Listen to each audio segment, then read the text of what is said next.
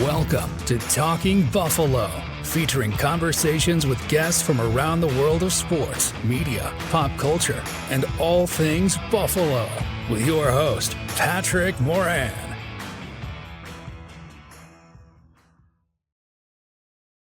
All right, what is going on, everybody? How you doing? Welcome to another episode of Talking Buffalo, your weekday daily driver for Buffalo sports talk and more. My name is Patrick Moran. Big thank you to everyone out there, as always, for watching and for listening, for following and subscribing. If you have not yet subscribed on the audio side, please do that. It's the only place you're going to get all the episodes in its entirety. Today's episode is brought to you by Sunny Reds, not one of the most underrated place in Western New York to go for wings, pizza, great food, great vibe. Love that place. Thank you again to Sunny Reds. All right, so this is our midweek episode, which means, as always during the season, I am joined by my buddy Matt Warren from SB Nation. What's going on, dude? How you doing? Good. Coming off the Thanksgiving break, had a nice little couple days off in a row. It's pretty nice. Yeah, for sure. We're going to spend some time today talking about Bills role players. It just, I look at this team, Matt, and it's got star. It still has some star power, not as much as in years past. I mean, of course, you got the star in Josh Allen, but I've been going over these games, and it amazes me that the depth on this team, the role players, and some of these guys, in fact, most of them are starters, but they're not, like I said, star players, and they're really carrying this team right now. Again, 10-2. Just, I don't want to say 10-2 was beyond my wildest dreams. But the combination of 10-2 with the AFC East being now, we've been saying this for weeks, it's officially clinched already. The earliest any team has clinched a division since 2009. The Peyton Manning Colts were the last team to clinch it this early. It just blows my mind. So we're going to spend some time today talking about some of these contributing players, complementary players, and how they've made this team this season, at least at this point anyway, so special. Before any Bills talk, though, something on Sunday happened, and everyone's seen it by now, and I watch it in real time, and it just disgusted me in the moment. The Houston linebacker, Azeez El-Shaair, just a filthy hit on Trevor Lawrence, knocked him out of the game, and all I kept thinking about was, man, that could be Josh Allen, and imagine losing Josh Allen to a filthy hit like that has no place in the game. Anyway, shortly before, I always preface this in case something crazy happens. We are recording this Tuesday, late morning, early afternoon. The league this morning announced a 3-game suspension, which is a lot for a hit like that, too. I was actually pleasantly surprised. What were your thoughts on that 3-game suspension again for Azeez El-Shaair from Houston following that hit? I thought it was a really large number of games. I think it's ultimately going to be shrunk on appeal, lessened on appeal, because he's been fined before for dirty hits. And he choked Tom Brady. He's got he's got this history, but he's never been suspended before. So I think going from 0 games to 3 games is probably going to get reduced, like I said. But I thought it was a pretty strong statement from John Runyon, who's in charge of the discipline from the NFL. And, it was a weird, even yesterday on Monday, the Texans coach, DeMeco Ryans, was saying that it was kind of Trevor Lawrence's fault for not protecting his head. And the Jaguars shouldn't have come out and fought, the Texans after it. And I'm like, dude, if Spencer Brown was on the field, he would have ripped somebody apart if they had done that to Josh Allen. So, I mean, it's been really weird kind of since the hit even happened, how folks from Houston are responding to it versus kind of how the NFL saw it. I'll tell you what, you bring up a good point. When that hit happened, it was Evan Ingram who took exception to when it hit him in the back. If that would have been Spencer Brown, that might have played out a lot differently for El-Shaair. I think also the hit's obviously the big thing, but it was also his behavior after the game too. Or not after the game. I mean, after the incident, he took his helmet off. He wanted to fight somebody. He was just fighting with the crowd. It was just the game doesn't have room I mean, it's going to happen, of course, but I like the 3-game suspension because that might deter somebody. If that's just a fine and maybe a 1 game at the most, who knows how often it happens. You hope anyway that a 3-game suspension like that is, that will really discourage people and get them thinking, even though it comes in real time, bam, bam kind of moments. But there has been some talk that, the slide is dangerous because things like that could happen. Do you believe that there's some credibility in that, right? Like sliding like Trevor Lawrence did, it feels like it should be the safe play, but it's not. Yeah, and I think there's it was Rex Ryan, I think, that said, dive forward or take the hit and then like land controlling. Like, I mean, we've got Josh Allen, the guy knows how to take a hit. We've also seen him slide several times this year, and yeah, that could be him. But like, there's to D'Amico Ryan's point, there are ways where you can slide and protect yourself a little bit better, getting your head down. Laying flatter on the ground when you slide instead of, kind of leaving your head and your upper body up. So I think there's ways to do it that are slide that are safer than other ways to slide. But at the same time, like, I think there is something to be said for, putting yourself in control of that situation as a quarterback and like sort of determining where he's going to hit you instead of completely giving up your body position and like just absorbing whatever the defender wants to do. I do think there is something to that. Before we get into some role players and things like that, I kind of want to revisit briefly anyway, Sunday's Bills victory. And I spent Monday watching the game film, actually watched it twice for the most part, or at least a lot of plays I watched more than once. And one thing that kind of stood out to me, and I didn't really, I sensed it a little bit during the game, especially, once it got to be like 21-3. But San Francisco, upon reflection, they offered little resistance in this game. Once they got away from them a little bit, and the Christian McCaffrey injury was a big deal because he was having some success early on in this game against Buffalo. But once he hurt that knee, which, by the way, that did not look good. I think he's out for the season. He's out for the season, right? Oh, he had a PCL injury. He knew it immediately. I don't know why he stayed in for the next play. And obviously, you saw what he did on the play. He's just like, nope, not here. Going to go down. So yeah, that really sucked. He could theoretically be back for a deep playoff run if the 49ers can kind of rally and make the playoffs. But I don't think we're going to see that. No, I was going to say I don't think so either. This team just looks beat. They look demoralized, which they did. That's what kind of my point on the field. They offered very little resistance. And look, you're not going to get sympathy from Bills content creators and especially Bills fans when it comes to injuries. The Bills have had a lot of important injuries this year. But you look at this Frisco game, let's remove the emotion from it. Let's remove the coolness of what the Buffalo Bills did in prime time. Pretend that you have no investment in the Bills whatsoever. You did play a very shorthanded team. You got arguably the best left tackle in football who's out. In fact, the entire left side of the offensive line was out. Brandon Ayuk, of course, is out for the season already. McCaffrey was gone by the second quarter. Fred Warner's playing hurt. Nick Bosa did not play at all. There's definitely a lot of injuries on the San Francisco 49ers. So between that, being on the West Coast, and by the way, they look like a West Coast team that flew to New York to play that game in really shitty, snowy, cold weather, which was the Bills' first taste of it too this season. But it just felt to me, Matt, like this was a team, like I said, once it got away from them a little bit, especially I'd say 14-3. Once it got to be 14-3, things just got away, and just Frisco just looked to me like they offered very little resistance. What did you see?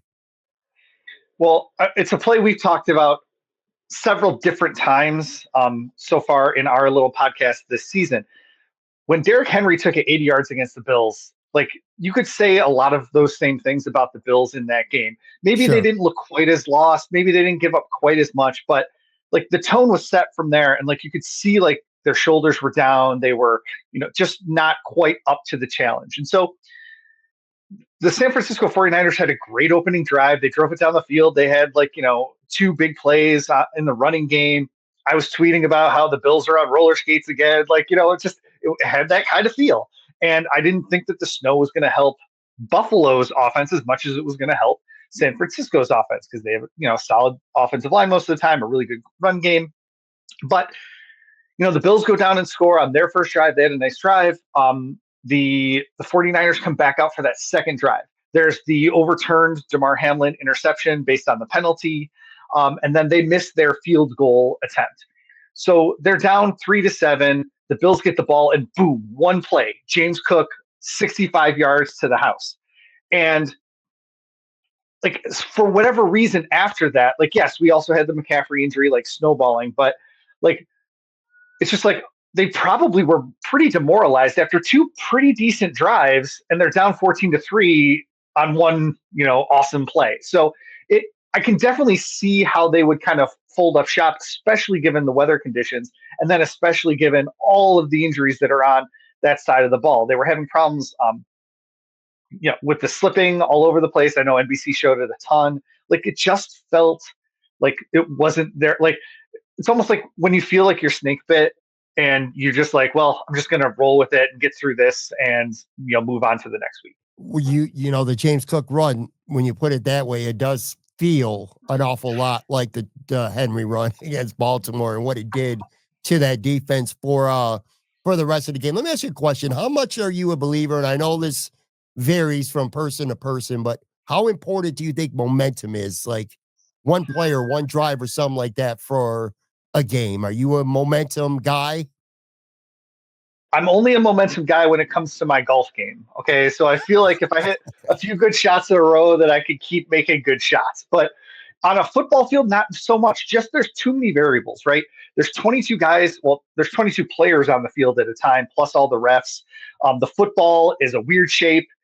So many things can happen over the course of one NFL play that can completely change the entire momentum, that can completely change everything about a game, that I'm not a real big momentum guy, but I do think players playing with confidence matters. And especially to your point, players playing without confidence matters. And so seeing whatever happened with the 49ers, even if, I don't personally believe in momentum, if that took the wind out of the sails of the 49ers, that's way better than momentum. You're going to, so when you watch a football game, whether it's you and I, and then we talk about it on a show afterwards, or whether it's a fan, whoever it may be, players watching it back themselves, you remember the things that pop in your head are, of course, the big plays, the Josh Allen lateral play, which was insane, the James Cook run, the Taylor Rapp punching the ball out. We're going to talk about him in a little while, by the way. But Taylor Rapp punching that ball out, causing a fumble when Frisco was going in to try to cut the score to 21-10. Those are the big plays that you'll always remember. When I go back and watch the film, one of the things I love to do is remember things that maybe felt important at the moment, but then they kind of get lost in translation over the big picture. Like I said, the highlights of the game. And when there's one singular play, and this is why I asked you about momentum, that I think it didn't seem like any big of a deal at all. I talked about this a little bit on the show, my solo show yesterday. I'm going to bring this up again to you, see what you think. But one play specifically. All right, so the Bills get the ball, 3 and out to start the game. I hate when the Bills get the ball to start the game. But anyway, 3 and out. Frisco, and an impressive 9-play drive. They kick a field goal. The Bills get the ball back again. They're down 3-0. It's 3rd and 9. Josh Allen throws over the middle to Khalil Shakir. Incomplete pass. However, defensive holding on Frisco. Ward got called for holding Curtis Samuel, the play wasn't going to him anyway. That gives the Bills a new life, because it would have been 2 straight 3 and outs. Who knows if it goes 2 straight 3 and outs, start the game, they punt, Frisco does something with the ball. You're starting to think, here we go again. The Bills with their slow start, it's going to be one of those grinded out type of games. But no, the Bills get a break. They get a defensive, and it was definitely a holding penalty too on Ward. But it was away from the ball. They go on to convert 3 third downs on that drive. They score a touchdown. They go up 7-3. To your point, Frisco has a missed field goal drive. The Bills score again. Bam, 14-3. Feels like it's a wrap. But just that one little play, that defensive hold, which again had nothing to do with where Josh Allen was going with the football ultimately, kind of gave the Bills new life. And if you think about it that way, it sort of maybe even turned the game a little bit, because the Bills were about to punt for a second straight time, 3 and out. Yeah, and the next pass, there was a few runs in between there, but then that was that really nice pass to Quentin Morris, who like Yeah. had just come across the field. Like it felt like they settled in after getting that Yeah. first down. And so like you're very, very, very correct on that, in that it was it's kind of that hidden thing. But like I wouldn't have been necessarily worried, but we saw that the defense was on skates the first drive. We saw that they had the 49ers had a pretty successful second drive too. Like, I mean, the Bills could have been down 10-0 real easy, or even Yeah. 14-0 very easily. And so, yeah, it was definitely an underrated play in that first quarter. For sure. After the game, I thought was really cool. Sean McDermott, talking to ESPN, and Josh Allen goes by, and next thing you know, I got it here There on the it is. video side, an image of it. They're doing snow angels in the field, man. I like this Sean McDermott. Let me ask you a question here. Has Sean McDermott evolved? Like, he feels to me, all right, and maybe this is me, but it feels to me like he's maybe a little bit he is a different coach. I think he's been much more aggressive going back to the end of last season and all throughout the season. I think he's been significantly more aggressive on the field. And I don't know, I'm not in the locker room, so I don't know this for sure, but it just feels like his relationship, based on his pressers, a lot of the locker room video clips that we see from the Bills, it just seems like he's evolved as a person, like the relationships with his players. Maybe the other coaches too, for all we know. I guess what I'm saying here is that piece by Tyler Dunn last year, this is crazy, dude. And it was probably almost a full year ago now. We're still talking about it. At least I'm still talking about it because I still think it holds significance. A story could change things for a guy, a team, whatever. And it's not a Tyler Dunn diss for the most part. I continue to stand by this. I thought it was a great story. Talked to a lot of people. It wasn't all one-sided. He did have some pro-Sean people, in the article, not nearly as many as on the other side. And that was kind of one of my criticism of it, is that it felt a little bit too personal. I've said that to Tyler before. He's been right here in the studio on the show. But anyway, I kind of still feel like that changed Sean McDermott. Maybe he had a little bit of reflection. Maybe he wanted to change his image. I don't know what it is, but it feels authentic to me. Do you feel like Sean's evolved, or do you still think he's just the same dude that he's always been? I loved that Tyler Dunn piece. I thought it was really well researched, well done. Obviously, it did feel a little bit slanted, but I don't think that's a criticism of Dunn. I think it's like who he interviewed and all that stuff. Do I think it has probably changed Sean McDermott? I do. We've seen differences with him over and over again throughout his entire career. He learns from his mistakes. It's one of the best qualities that he has. So he doesn't typically make the same mistake twice. So getting called out on that last year could have definitely been an impetus for him to sort of start to loosen up and things like that. I don't know if you saw his press conference on Monday. They do a Zoom press conference on Mondays, and behind him there was like his computer screen, and he had like this picture of an alpaca in the middle of a field. And someone eventually asked him about it, because that was my first thought of like, why are there alpacas behind him? He's like, oh yeah, that's our alpaca before the snow came in. I wanted to remember that place and like be back there. And I'm like, dude, he's telling jokes to the media about alpacas on his screensaver. Like, it feels like a different Sean McDermott. He's always tried to do that kind of stuff with the media, but it feels different now. Whether it's his interactions, obviously he was on with Scott Van Pelt when Josh Allen came up. Like, so we can still say that's an extension of his like kind of media persona. He ended the interview with Scott Van Pelt so he could do Snow Angels with Josh Allen. It felt calculated is like too like negative of a word, but like it feels like he's making a concerted effort to be better in press conferences, to be better public facing. I don't know how he is in the locker room, but I assume that that's also the same case there, is that he's trying to be more of that people person than maybe he is naturally inclined to be. And, everyone obviously has natural inclinations. Like, you're comfortable in front of a camera, at least now. I don't know how you were the first time you did it. I'm comfortable in front of a camera now. Sure. I don't love it, but like, I was a teacher for 17 years. I had to be in front of people all the time. And as an assistant coach, working your way up, you're not in front of a very large number of people, and you're certainly not in front of cameras very much. And so there's obviously a learning curve to that, like kind of public facing thing. And I think we've certainly seen an improvement with him on that. But the Bills have had, media consultants working with McDermott and Bean and even Terry Pagula for a really long time. So maybe we're just starting to see that kind of evolution over the course of the last like 5 years, maybe since Derek Boyko came in as the head of the media relations piece. It's look, there's always going to be Sean McDermott haters. There's people who think Sean McDermott should still be fired. This team is 10-2, and they think the Bills should be 12-0, and it's Sean McDermott's fault. And there's people that'll be calling for his head. And if they're not now, if they don't win the Super Bowl, they're absolutely going to. But I do get a sense, and I think that story last year kind of humanized him a little bit, and his response to it. I feel like I think his popularity level with the Bills fans right now is probably as high as it's ever been. The only time I would ever say it's been higher is maybe when they broke the drought originally. Fans couldn't get enough of Sean McDermott at the time. He was the hero, who led this team and broke the drought. But since then, this is probably as popular, I think, as he's been with the team at any point. The other thing I wanted to get to, which, by the way, I'm talking about these role players, and I'm talking about the head coach, and now I'm about to talk former stars. I look at this team right now. We're 12 games in, Matt. I could say this confidently now. It turns out, there are a lot of question marks early in the year, and even maybe, 7-8 games in. Are the Bills for real? When are, not having star players? When is that going to come back to bite them?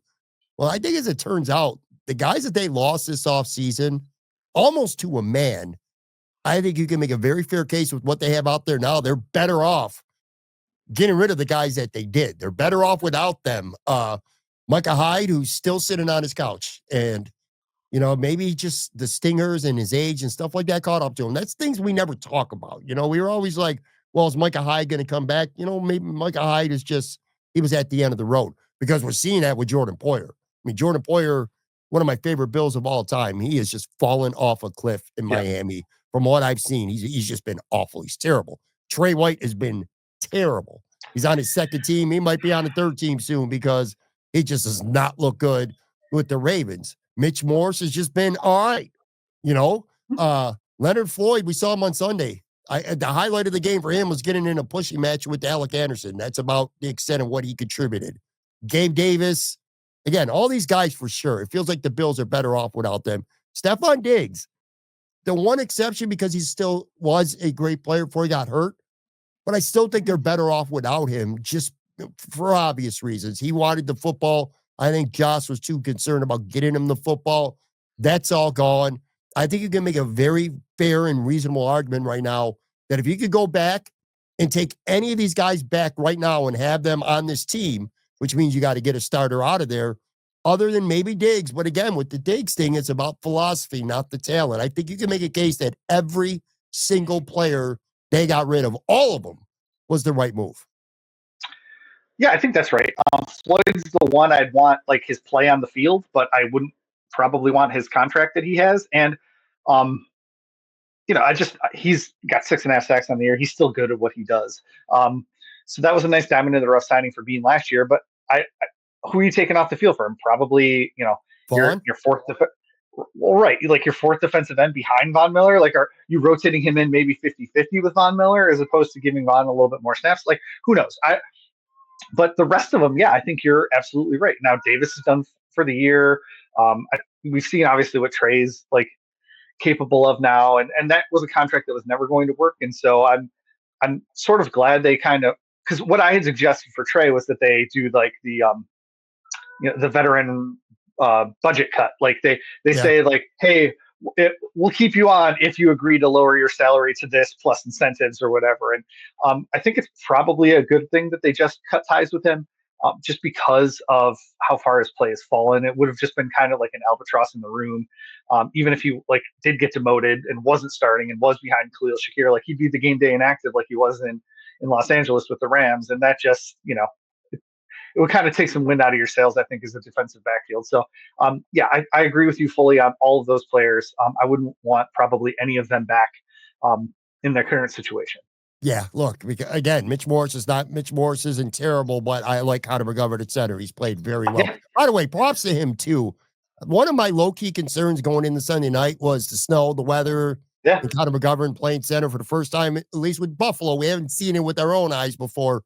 How would he respond? And the answer was fine. There was not one snap issue that entire game. Yeah, look, I think Kyrie Elam and Jamarcus Ingram are better than Trey White right now. If money Probably. was zero factor, if they all made the minimum, all of them, Trey White would be the last guy I'd want out of those three. Taylor Rapp is better right now than Jordan Poyer. Just straight up. Hell, man. Who knows? Mack Hollins might be better than Gabe Davis right now. That Mack Hollins is getting some run. That might be a little bit of a reach, but not because we've seen Gabe Davis do some special things before. But I'm telling you, man, when week in and week out. Yeah, when Mack Hollins signed with the Bills, Damone Harris, who plays for the Falcons, by the way, props to him. He's been fighting to get on that roster. He's been on the practice squad. He did get signed to the active roster this past week. He's played in 3 games now with Atlanta. But anyway, I called him up and I asked about Mack, and he couldn't say because he was with Atlanta last year. Couldn't say enough good things about Mack. It said, listen, dude just needs to play more. He's a good football player. Starting to see that right now. But yeah, just these players, I just think the Bills are in a better place because they're not on this team anymore. And, the draft has been really good to the Bills. Last point before we get to the break and then get into the role players here. Deeper discussion in the future we'll have, but the draft for the Bills over the last, let's just go back to say the 4 years now, it's littered with solid Brandon Beane picks. And it's easy to focus on the Kyrie Elam miss or maybe the Boogie Basham second round miss. But if you just go with these, like even these last 4 years, the Bills have drafted so good. You're going this year right now. Keon Coleman's been good. Dwayne Carter was showing some signs, but then he got hurt. Ray Davis has been really good considering where he was drafted. Cole Bishop, nothing this year. But hell, if we have this conversation a year from now, he might be your solid starting free safety. You go back to 2023, you got Kincaid, Torrance, Dorian Williams. Obviously, that's been important. The big one for me is 2022. You miss because you whiff on your first round pick. That's the most ironic thing. That's your whiff.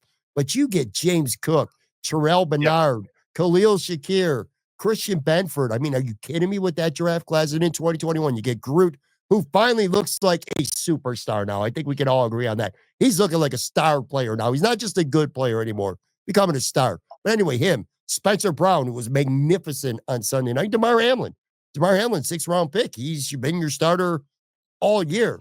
Lots of really good draft picks there, which is awesome. Problem is, and I don't want to get into this now because I'm going to enjoy 10-2 and the way the season plays out. Brandon Beane is going to have a lot of tough decisions and negotiations come this offseason. That's always the downside of hitting so many draft picks, which the Bills have been doing. Yeah, and he's going to be able to get most of them under contract. I'm still of the belief that they're going to let James Cook go. I'm not a pay a running back a second contract kind of guy. But yeah, the draft pick thing is certainly something worth discussing because especially we've been a little bit critical about those day 2 picks from Brandon Beane, whether you're talking about Boogie Basham or Zach Moss.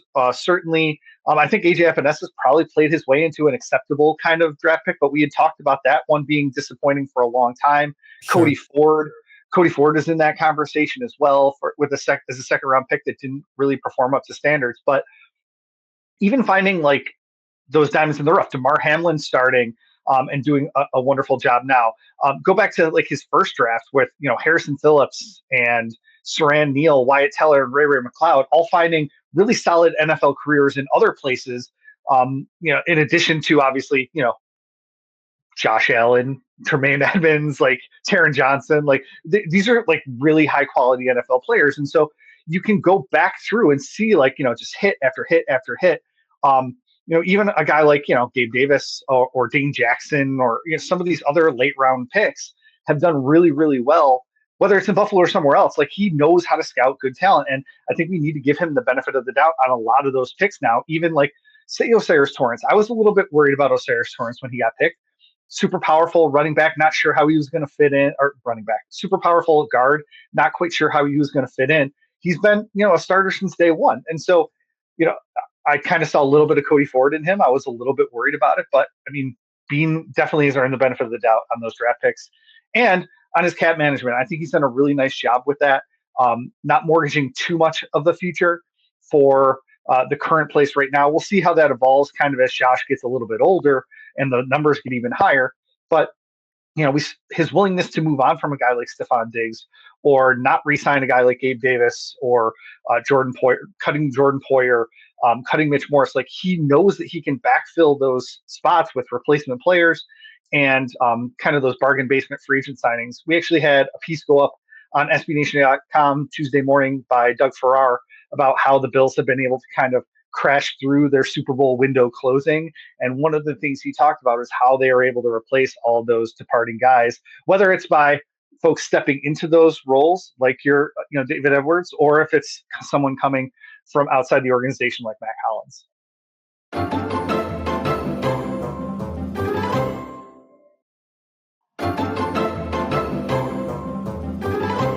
All right, I am back here with Matt Warren. Obviously, we are talking some Buffalo Bills. A great season, a great time, and this has just been a lot of fun this season. Again, sitting at 10-2, and we just talked before the break. We talked about the Bills, hitting on these draft picks and also cutting a lot of these guys. I didn't think it was out of the realm of possibility for the Bills to be really good this year. I just thought it was going to take a Superman effort from Josh Allen, which in some regards we've had, but the one thing I thought for sure, I was like, all right, well, you lose some of these guys and maybe, you can adequately get guys to step in and replace them.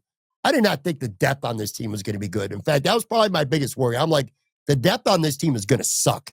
Like, you can't get injuries. The depth is going to be really, really thin. It's definitely not been the case. So this morning, I got up a little bit early, Matt, and I went through the Bills' wins. And I usually send Matt, I want Matt to know what we're going to be getting into when we talk on the show. So I sent him kind of some bullet points and outline things we're going to be talking about. I didn't realize it until I went back early this morning and I went through all the Buffalo Bills victories this season, okay? All of them, 10 of them.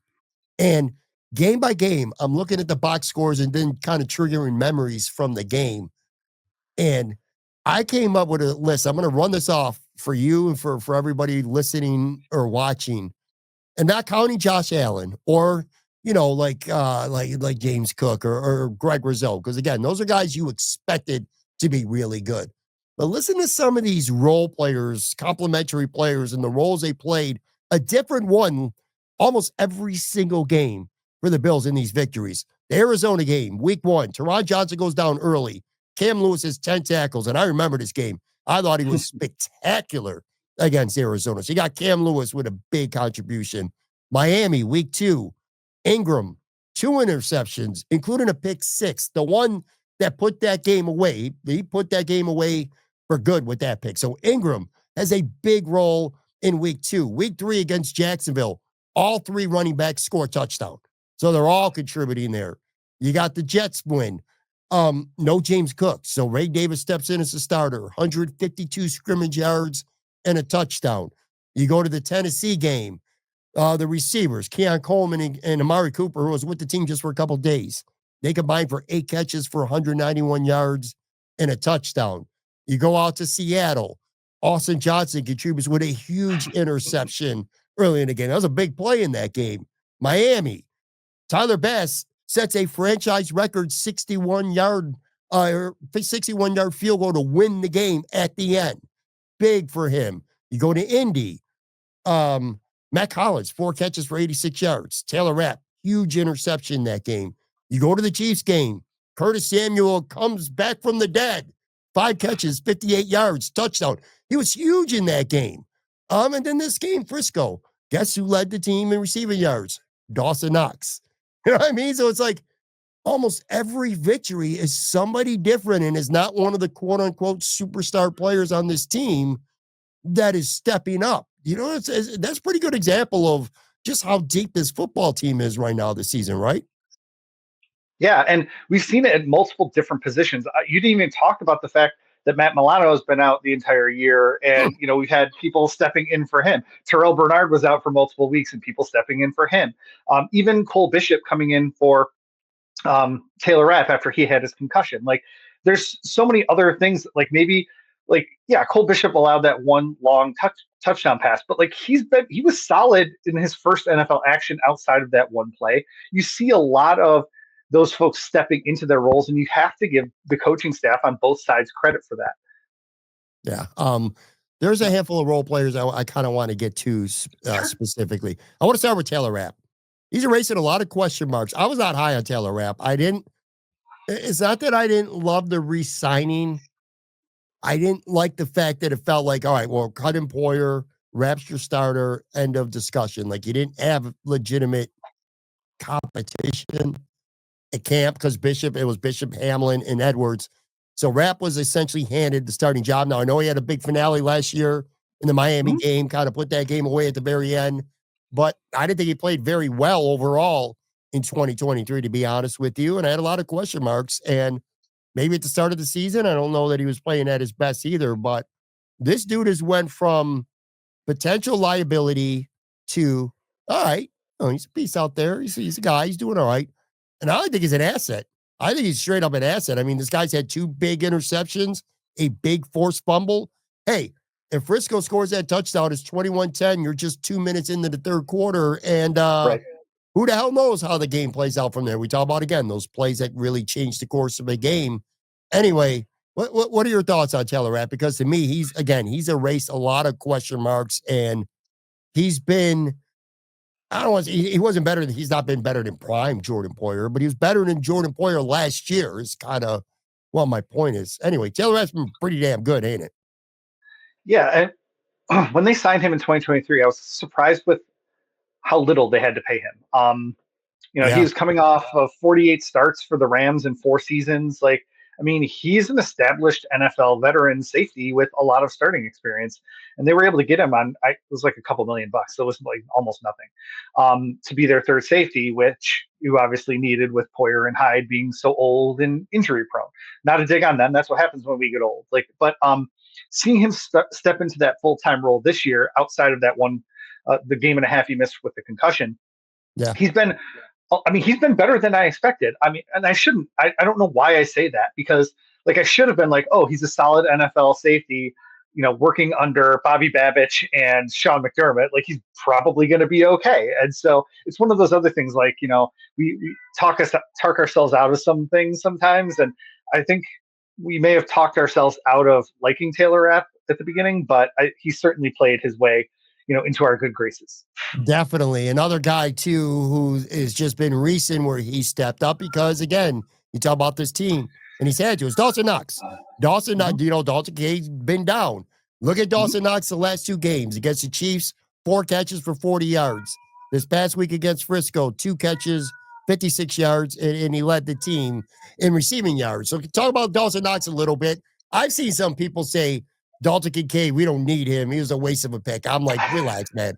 Let's pump the brakes a little bit here. But anyway, Dawson Knox, another contributing player who's really shining now that he's been called upon, and he's making the most of the opportunity. And he really likes scoring touchdowns in the playoffs. So let's keep that in mind when we're talking about Dawson Knox later this year. So, what was it, like 49 yards against the 49ers, where he was dragging people the last 15 yards? Like, that was just a really fun play to watch. And we know he has that in his bag, which is why I think some of us were talking about doing, 12 personnel, getting 2 tight ends, into the game with Kincaid and Knox in the game at the same time. Like, they didn't pay him that huge contract that everyone's complaining about because he was terrible. Like, he's a good player. He hasn't really taken that next level to being like, game breaking tight end that, like, maybe that contract warrants, but he's certainly a solid player. And I like when he's in the lineup, I think he does a very good job. And so it was certainly nice to see him step up for Kincaid. We talked about this a few weeks ago, like specifically about Kincaid doing it. Like, sometimes you need a dude to step up and, make a play for your quarterback. And obviously Knox did that against the 49ers, and he also did it against the Chiefs. So, having that kind of, it factor is certainly valuable, whether it's from your backup tight end or someone else on your roster. What a hell of a TE2 option it is to be able to have a Dawson Knox on your team as a backup, sort of a backup tight end. Mack Hollins, the guy we talked about earlier, I've been like on this whole merry-go-round with him right now. Like, I loved the signing when it happened. I'm like, this guy's going to be what you wanted Trent Sherfield to be, but he wasn't. Then the season starts, and I'm like, yo, Mack Hollins is playing way too much, man. I don't like this. Then the Houston game happened. Mack Hollins is your number one wide receiver, and that was an absolute disaster for sure, that game. And it just was not a good game for him because they use him in ways that he probably should not be used. Him trying to track those deep balls, I still get a kick out of watching it now. But anyway, and then he's bounced back. Now he's been a stud. Last 4 games, he's been targeted 13 times. He has caught all 13 passes, 150 yards, 2 touchdowns. That might be like the low-key stat of the year for the Bills. Yeah. 13 for 150 and 2 touchdowns on his last 13 targets. He leads his team also with 4 touchdown receptions. He's making big plays. He's a really good run blocker. I ain't missing Gabe Davis whatsoever right now. And this guy at worst is a huge upgrade from last year over what they had with Trent Sherfield. He certainly knows how to use his body really well. And I know that's what Josh was talking about. Josh Allen, I should say, was talking about after the game when he was talking with NBC about the touchdown pass. Like, he just had good position. He knows how to like box out and do like the basketball stuff. The reason that we didn't want to see him as the wide receiver 1 way back against the Texans, like, he was being miscast. Like, they were without Khalil Shakir. They were without Keon. Like, they just didn't have the other pieces in place to make him successful. Him in his current role, not like with Amari Cooper on the field, eventually with Keon Coleman, Dalton Kincaid, all those other weapons on the field, Khalil Shakir, obviously, like, that's a great role for him. I was very clear about this earlier in the year. I don't want him as my number 1 receiver. I still don't want him as my number 1 receiver, but as my, 3rd or 4th receiver, perfectly fine with that. He's like, he was a square peg in a round hole. Now he's a square peg in a square hole, and that's exactly where he should be. That is a perfect analogy. Yeah, look, man, 3rd receiver, 4th receiver, whatever you want to call it, when you go to him, it's a nice luxury to know that he's going to produce for you. It's been big. Another guy, feel bad for him in a way, which will kind of lead to another question here. But Dorian Williams. All right, so Dorian Williams did not play a single snap on Sunday night. That, to me, is shocking. I'm shocked. I knew Milano was going to start. Did not expect to see Milano play 100% of the snaps. I understand why, though. I do understand why. But anyway, Dorian Williams goes back to the bench for now. But I thought, all in all, if you factor in everything, I think he did a great job in Matt Milano's place. Was he perfect? No. Over pursuing and make some mistakes out there. But 2024 Dorian Williams to 2023 Dorian Williams, where he was just not trustworthy. You desperately wanted him to be out there against the Chiefs, but Sean just didn't trust him last year. I still hate that decision. AJ Klein, another conversation. But anyway, my point is he's gotten so much better. You see the improvement in year 2 for him. I think he deserves some shine because he's been a key contributor to the team this season. Yeah, just one thing. Like, it's not Matt Milano didn't play 100% of the snaps. He played 100% of the linebacker snaps. The non-dime snaps, yeah. Right, there we go. So I was also shocked that he played that many snaps. I thought they were going to ease him in, either every other drive with Dorian Williams or just passing situations. But I don't know if there were a whole lot of passing situations in that game because of the weather. So maybe I understand it. So maybe the game book was decided by the weather a little bit. Yeah, Dorian Williams is in his 2nd year. He's still got 2025 and 2026 under contract. That's sort of going to line up with that Matt Milano contract. And so if you're starting to sort of look ahead, maybe they're going to take the Taylor Rapp of it all and like start to work towards like eventually Williams replacing Matt Milano when Milano ages out. So yes, I feel bad for him, but he's in his 2nd year. It's not like, he was, highly acclaimed, coming out. So like, I think it's probably okay. Like, sure. Look, I don't feel bad for him. Like, I feel a little bad for him, but don't get me wrong, not bad enough that I'd rather see him out there instead of Matt Milano. Let's just be clear on that. In terms of Matt Milano, watching the film, and Sean talked about this on Monday, he said that he thought he got better as the game went on. I guess didn't really see much from him, but it's okay. Who cares? This was about getting reps. He needs reps. He needs to shake the rust off. There's no way that he doesn't have rust out there. It's different at training camp. He looked good at the end of camp, but that's a lot different than playing full speed NFL games. he needs to get those reps. So even if he's not going to be dominant, the Milano of old out there now, if ever, he's got to get those reps. He got to get the rust off. Again, I resist trying to talk about the future when I want to enjoy a team that's on a run right now. But you look at Matt Milano's contract, there's no way he's going to get cut after the season, but he could get Trey White cut. He could get a post-June 1st cut as recently as this upcoming offseason. The Bills would save like almost $10 million against the cap, but they would have to eat dead cap just like they did with Trey White, and they wouldn't get that money until June 1st. So if you are pro Dorian Williams, he could potentially at least be back in the starting lineup as early as next year. I'd hate to even ask you, is Milano a realistic guy that you cut after the season? Because we don't know what player he is right now. You certainly aren't going to base too much on what you saw on Sunday night, right? Right, yeah. Especially with the weather conditions as they were, like, it's probably pretty hard to make a determination off that one game. They only have to pay him a little bit under $10 million next year, which would be his lowest cash total of the last couple of years. None of it's guaranteed, though, so it would all be cap accounting, not necessarily actual cash. And they wouldn't have to make that decision for a long time, to your point. So I don't think any of it, none of it guarantees before the season starts. So they've got a long runway before they have to make any real decision on that.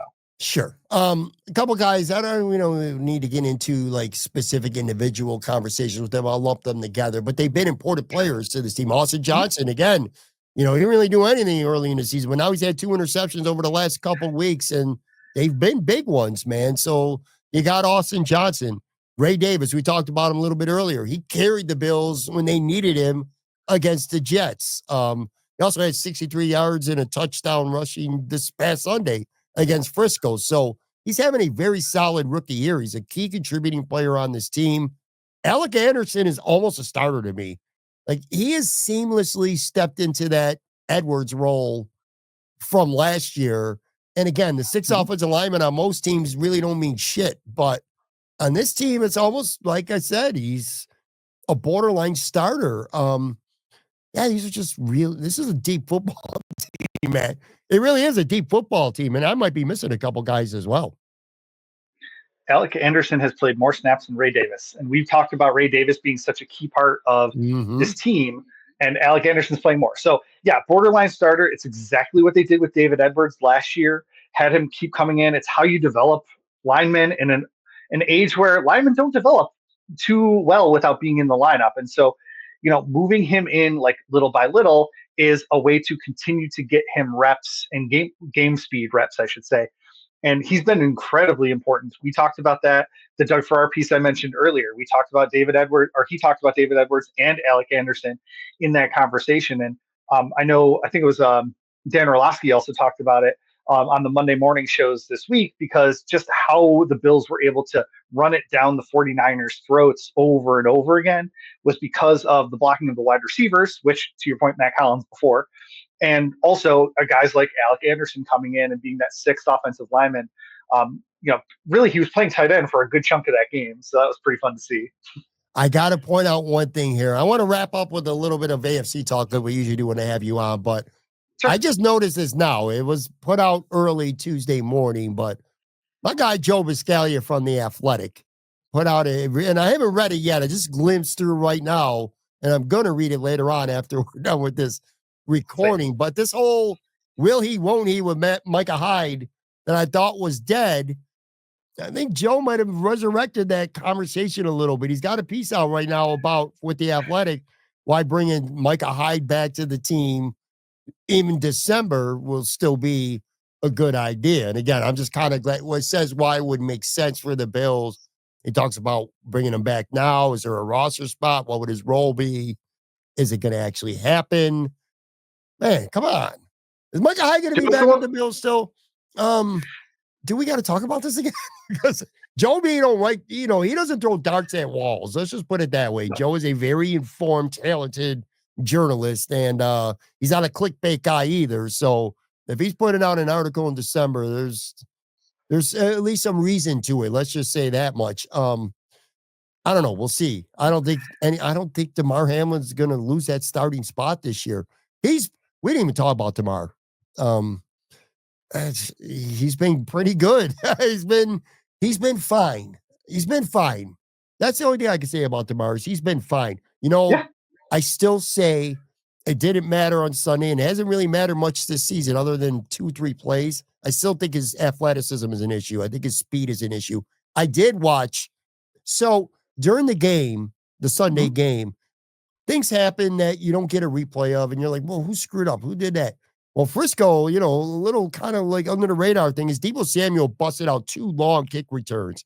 And I was looking for who was at fault on those. And by the way, the answer is Jalen Virgil on both of them. He was the gunner on the left on the first, the gunner on the right on the second. And both times he got caught inside and Samuel got to the sideline. So he was the primary guy. But anyway, on both those plays, you also saw Damar Hamlin, who's plays kick coverage, slow, not being able to catch, get into an angle and whatever. And this isn't a rip Damar Hamlin episode. Again, he's been fine. I just got that in my mind now because I hear something about Micah Hyde and it always triggers this. Like if Micah Hyde were to sign right now in the next week, even if it gets to the end of the season into the playoffs, are you going to really go to him over Damar Hamlin, who's been the starter for 15, 16, 17 games? It just feels weird to me. But if there's anyone that Sean would trust or this organization would trust to step in and start, it would be Micah Hyde. This is not dead yet, man, is it? Or is it? I guess not. Joe's been the one banging the drum on it really all the way back to August. Yeah. He could sign right before the season. He could sign it's a bye week. Really it was everywhere in between. I think at some point you get to a place where Hamlin's played well enough where the rest of the team might respond negatively to it. But it's Micah freaking Hyde. It's not like you're bringing in someone they don't know. They love him. Yeah, everyone loves him. So that would be the management of it all. And as we said over and over again, Sean McDermott, I think, is one of the NFL's best coaches, at least for almost every single day of the year or every single hour of the week outside of maybe in-game decisions. And he's even proving to be better at those. And so if any coach can kind of thread that needle, I think Sean McDermott probably could. Let's end with a little bit of fun. Let's be Bills fans here for a minute and revel not just in the Bills being 10-2. That is awesome in itself. But I almost get equal amount of joy that the New York Jets are done. 3 wins this season. That loss on Sunday against Seattle was absolutely hilarious. Aaron Rodgers is washed up, but his mouth isn't washed up. After the game, same old shit with him. Some plays are my fault. Some plays are other people's fault. I always, when I hear Aaron Rodgers talk, and look, I hate his guts, and he's a washed up bum right now. But I'm also not going to forget he's a 3-time MVP and a Super Bowl champion. A lot of Bills fans, maybe me, would cut a finger off for Josh Allen to win 3 MVPs and get a Super Bowl ring. All right. So I do want to make sure that I do pull it out. I mean, the guy's been, an all-time great quarterback throughout his career. I just hate his guts. And I think he's washed up now. And I think he's a detriment to that football team. He is part of, not the only one, but the biggest singular part of an example of what happens when you get the wrong mix of players, the wrong time of their careers, and you smash them together and you say, oh, this looks good on paper. It doesn't always work. Where the Bills are the polar opposites of that. But anyway, Aaron Rodgers, again, finger pointing. I'm like, Josh Allen would never, ever, ever do that. Mack Hollins could go out there and run the wrong route and make 5 mistakes in the same game, and Josh could throw 4 picks, and it will all, and Josh will take the blame. Even if he knows it's Mack Hollins' fault. It's just the type of player or person that Josh is. Anyway, Aaron Rodgers aside, how incredible, how fun is this? How funny is this to see the Jets season just go up in complete flames like this? Yeah, the Jets in particular. Obviously the Miami stuff with Tua and the concussions and stuff like that. I didn't take any joy in that, but I take immense joy in watching the Jets crash and burn, especially with Rodgers at the center of it. The Jets losing is fun on its own, but with Rodgers at the center of it, it's just like epic peak zenith joy for me. So it's been very, very fun to see that. And obviously they're going into this offseason in an incredibly uncertain Yeah. mode. Like, are you going to hire a GM that wants to play nice with Rodgers? Or are you going to hire a GM that like wants to do their own thing, hire their own coach? Like, I mean, there's just so many huge question marks on the Jets that I personally really hope they keep Aaron Rodgers. It would make nothing would make me happier than to have them keep Aaron Rodgers in 2025. And frankly, like their salary cap would probably be better off if they kept him. So I think they should do that. They should totally do that. Look, again, it's not just one player, it's the coach, it's the GM, so lots of things, but they say when, signing a certain player could set you back, and Aaron Rodgers has set the Jets back 2 years running now, not just him, but primarily him, 2 years running, quite possibly a third into next season. It'll definitely be into a third. It'll definitely be into a third because they don't have Devontae Adams on their 2025 roster without Aaron Rodgers in 23 and 24. So it's definitely going to be at least 3 years of the Jets being at a disadvantage because of Aaron Rodgers. And 100%. Like you said, there's not a lot of players that you sign that like set your franchise back, but Rodgers is definitely like they traded for him, but then they also signed him. So, seeing Aaron Rodgers kind of blow up in New York has really set that franchise back 3 years, and they're going to be worse off for it for sure. I could spend an entire episode just talking about the Jets because it's just so remarkable because that defense has been so good for so long, and the sentiment and the logic, which felt smart at the time, was well, if Aaron Rodgers is just okay with this Jets defense, they're going to win 10, 11 games minimum. Well, that's not the case because now all of a sudden the Jets defense stinks too, man. It's infectious. I think poison and toxic people in a locker room just becomes infectious. I truly do. So the Jets are done. Miami, they're 5-7. They got smoked last week since we talked at Green Bay on Thanksgiving night. Are they dead? They're 2.5 games behind the Colts right now. They still got it. Houston, they still got to play Frisco, although who knows with Frisco. But Frisco's still going to be in the mix. At Cleveland, it was not an easy game anymore. They still got those remaining, plus they play the Jets twice. Maybe the Jets win one of those games. Anyway, I feel like Miami needs to win out to even have a chance, right? Like if they lose another game, that's a wrap. I would think. Denver is 7-5 plus. Well, I don't know if they got the advantage or not. 8-5. That's right. They won They won Monday. That's correct. So is Miami dead? I don't think they're dead, but they're good. I don't think they're dead. They're going to have to win a cold weather game or two to get there, though. They're going to have to win at Cleveland and at New York Jets. So, they're going to have to prove that they can exist in a cold weather climate, at least for 2 games. And I don't think that Houston game's impossible. Houston, barely beat the Jaguars this week. I mean, and San Francisco obviously is reeling. Who knows what's going to happen with them? Once the wheels completely fall off their season, are they going to just pack it in and play for next year? So they could definitely win out. I mean, Miami can go 10-7 for sure. The Broncos are on a bye this week, and then they have the Colts, Chargers, Bengals, and Chiefs. So they certainly do not have an easy, backstretch to their schedule. So I do not think that the Miami Dolphins are dead. I don't think that Broncos have anything locked up at this point. But they're going to have to win a cold weather game, and we've seen them not do that. They're going to have to beat a team that is probably a good team. Well, maybe not. Maybe if they just win against the 49ers, Browns, and twice against the Jets, maybe they don't have to beat a good team. I don't know. Well, I think it's safe to say at a minimum, Miami's in playoff mode right now. They can't lose another game. Oh, yeah. They got to treat every game. They got to win every game.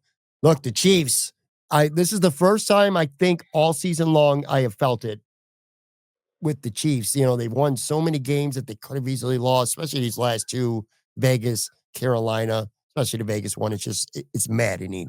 But I think the number 1 seed for the Bills is not just in play, dude. I think it's realistically in play for the Buffalo Bills right now because they're 1 game back. And I look at it like this with the Bills, Matt. If you kind of want to compartmentalize 2 parts of the schedule for the Bills, you got the Rams and Detroit both on the road this week. If you could split those, and I think realistically, would you sign up for a split right now over these next 2? I would. Would you? I mean, I think Detroit's the best team in the league. So Sure. yeah, I would think that I think 1-1 is fine. I also think it's their floor. Like I think they're going to beat the Rams or they're going to beat the Lions. I don't know if they're going to go 0-2 over these next two games. Well, if you win, you go 1-1, and then you got New England twice in the Jets, who will be completely packed in by week 17 in Orchard Park. All right. You win those 3 games. That puts the Bills at 14-3. So if you split these next 2, win your last 3, you're at 14-3. Kansas City's got to lose 2 games. That would mean down the stretch, because if you tie, the Bills beat Kansas City, you get the number 1 seed.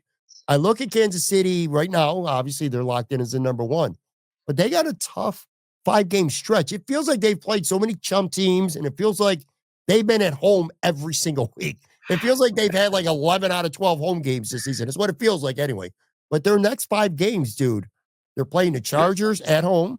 They're playing at Cleveland, who is not a gimme game anymore. I mean, they're struggling to beat the Raiders at home and, Carolina on the road. So you're at Cleveland.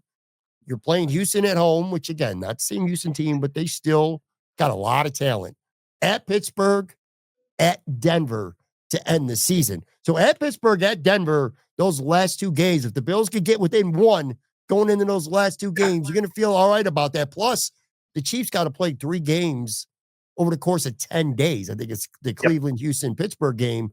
3 games or 3 over 10. That's a lot. You kind of feel like the Bills are like not just in the mix for the number 1 seed. Like they're very realistically in the mix, aren't they? Yeah, I talked about this with Arrowhead Pride's producer, Pete Sweeney, over at our SB Nation site. They have a really tough stretch because, the Bills have been all of their games have been on Sunday, at least for the last several weeks. They might have had a night game. They've got the afternoon games. They've got morning games, but they're all on Sunday. They can kind of settle into this groove. The Chiefs played on Black Friday. They're against the Raiders last week. Then they've got December. They've got Sunday night against the Chargers. Then they're on the next Saturday. Then they're on Wednesday, Christmas Day. They're on the following Saturday against the Texans. I messed up. Sorry. And then they're on the Wednesday for Christmas. So their schedule is going to be all wonky by the time they get to that Broncos game at the end of the season. Now, the Broncos are going to have a lot to play for in that game probably. And so we'll see kind of how it plays out. But one of the things Sean McDermott always talks about is being able to get into that kind of game routine, and at least having it on the same day, Sundays, for the Bills has been nice. But the Chiefs from November 29th on are playing at, let's see, 1, 2, 3. Yeah, they're not playing at the same day and time at all over the last 6 weeks of their season. If the Bills lose 2 more the rest of the way, I think that locks them into the 2 seed. And it looks to me like right now, again, Miami could still get it. If Miami wins out, they could still get in it. But it certainly looks like it's going to be Chargers, Denver, or Baltimore, who's reeling a little bit now. They're up to 5 losses as that 7th seed. And they still plays a couple tough teams too. We'll talk next week about who we would prefer out of those 3, because we talked last week. It was Indy it was Denver versus Miami. We'll kind of go through. We'll see how the week plays out, after the Bills play the Rams and the other teams play where this team is going to be at. But anyway, all right, good stuff. Make sure you follow Matt on Twitter and Blue Sky at Matt Rich Warren. And if it's Blue Sky, it's at Matt Rich Warren. I'm still getting used to this. BSKY.social. Sure, whatever it is, yes. Make sure you check out SB Nation too, again, for all your football needs, not just the Bills, but around the league. I'll be diving into the Rams. What is the Rams SB Nation page called? Turf Show Times, based on the greatest show on turf, the Kurt Warner Rams, Marshall Faulk. Yeah. All right, I'll be checking that out for the rest of the week. Anyway, thank you, Matt. For Patrick, I'll be back with a brand new show tomorrow.